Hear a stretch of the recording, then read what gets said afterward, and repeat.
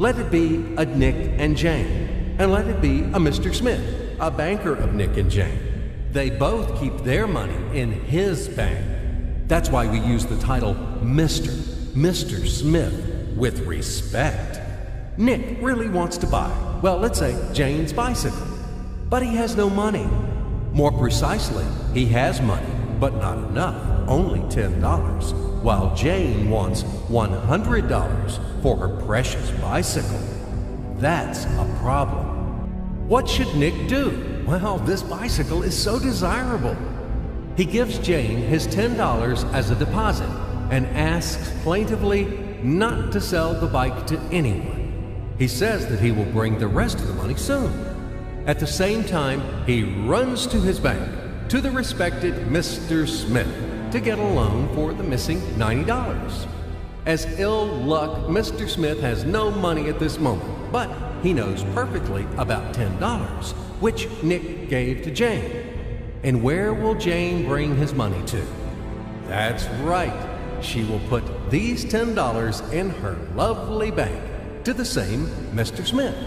Therefore, Mr. Smith asks Nick to come back tomorrow in the hope that tomorrow he will get these $10. And everything happens this way. The next day, Jane brings $10 to the bank. The bank provides Nick these $10 on credit.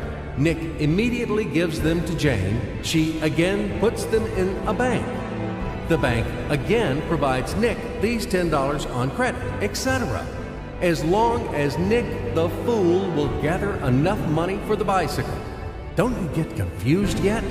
Be patient, I told you. These demons have been trying to confuse you during 1,000 years. These damn economists and financiers. But anyway, we will figure everything out. So what do we have in the end? Nick finally got the bike from Jane. Wow! But at the same time, Nick owes $90 to the bank, Mr. Smith. And the bank, in its turn, owes $100 to Jane. In other words, those $10, which existed initially, have magically turned into $200, $190 of debts plus real $10. But these $10 would also turn into $1,000, even in $1 million or $1 billion, if Nick would make a more expensive purchase.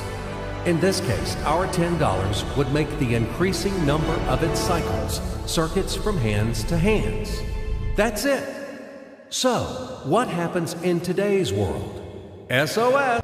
It appears that banks also make money out of thin air and multiply them. Not only Fed can produce money, but banks either. In short, everybody can do this, except you and me. We are not in the business at this celebration of life. I would like to print or draw some money as well.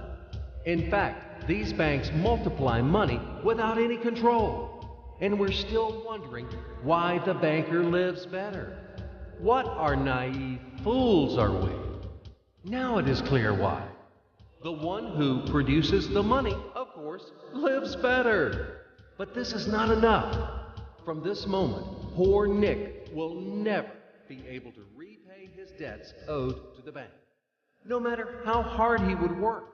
Silly Nick doesn't know it yet, that he's in slavery to the bank, in credit bondage forever, because those $90 which he owes to Mr. Smith do not exist in nature at all.